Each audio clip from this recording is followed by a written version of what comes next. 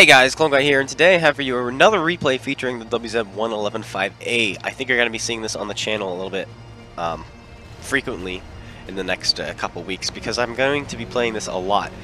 This tank is awesome, and I love it, and I want to 3-mark it, and I want to call it my own, and it's awesome, and I love it. So, what's so great about this tank?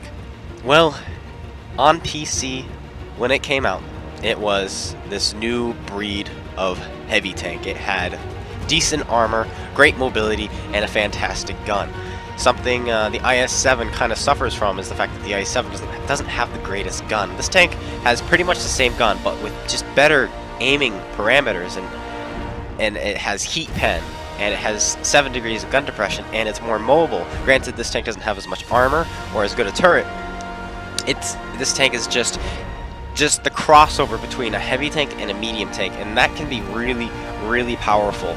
And you're going to see 7 degrees of gun depression working phenomenally in this position I am in right here, right now. And we're just, every time we're loaded, we put another shell in. And something else, when this tank came out on a console, that was during update 4.6, when the mercenary tanks came out, and they nerfed, or balanced, I think 108 different tanks, whether they nerfed their reloads, buffed their penetrations, nerfed their penetrations, so on and so forth, nerfed a bunch of engines. Most of it was nerfings. I'd say 30 tanks got buffed, and like 270 tanks got nerfed. It was insane, the rebalancing update.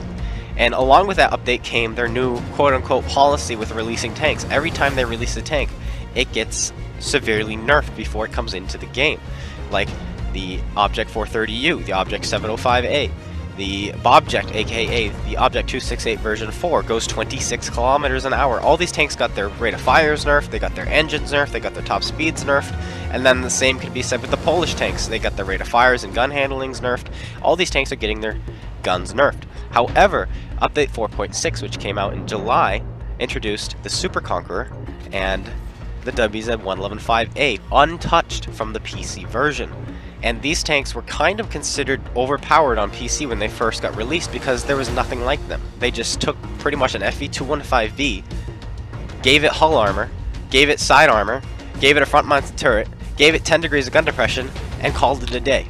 That's pretty much what they did. The Super Conqueror was better in pretty much every regards the FV-215V minus a little bit of gun handling. So, and the same thing can be said with this tank and the IS-7. The only thing this thing pretty much doesn't have on the IS-7 is hull armor. Other than that, this tank can beat the IS-7 in every single parameter. And of course, I guess you could argue health. Yes, so yeah, this thing has less health as well. But otherwise, this tank is just seems to be better in every single way.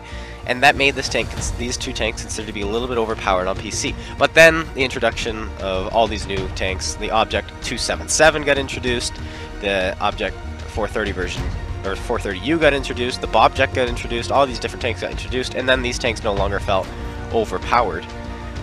However, like I said, these were the last tanks to be introduced on console and not get nerfed. So, yeah, these tanks are still amazing. They are like a step above and beyond, in my opinion, than all the other tier 10s. These are almost tier 10 and a half. They're that good. They are really good. Anyway, if you've noticed, every time I have reloaded, I have fired another shot. And this game is already closing to an end, and we're up to over 7,000, almost 8,000 damage. This game has been insane. I'm going to put another shell into this guy, bringing us over the 8,000 damage mark. And unfortunately for me, there was a Waffle who's just been clipping everybody out, and he clips out another guy, and so I was feeling like 9,000 to 10,000 damage this game, but unfortunately, like I said, the Waffle just was like, nah, dude. And then I bounced off foolishly the upper plate of this WZ-111 5A while looking up at him, and we are unable to reload and finish him off, unfortunately. But there's the game.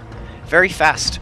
It was a 3-minute and well, 3-minute 59-second game there. Not too shabby for almost 8,000 damage. Not too shabby at all. Our gun, every time we reloaded, guys, we fired again.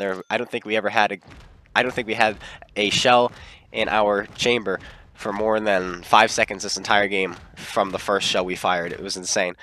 Anyway, I hope you guys all enjoyed and you liked a little bit of info about this tank and where it sits on console, that is, and also the Super Conqueror, because, like I said, those two tanks are kind of just untouched on console, which would be fine if they didn't nerf like the 277, all those other tanks, to make this tank a little bit, you know, balanced. But as it stands, this tank and the Super Conqueror are just this step up above and beyond all these other tanks. And well, I'm afraid they're going to nerf this in the near future. This is only a first class, but it was a great game anyway. 8,300 damage. Anyway, I hope you guys all enjoyed. If you did, slap that like button, comment, and subscribe. Make sure you go check out GotADingy and Spaceman on YouTube's links in the description below. And I will see you guys tomorrow. I will be live streaming tomorrow, probably around 12 p.m. Eastern Standard Time, and I'll be going for about 2 hours. Anyway, thank you guys once again. Take care, and peace out.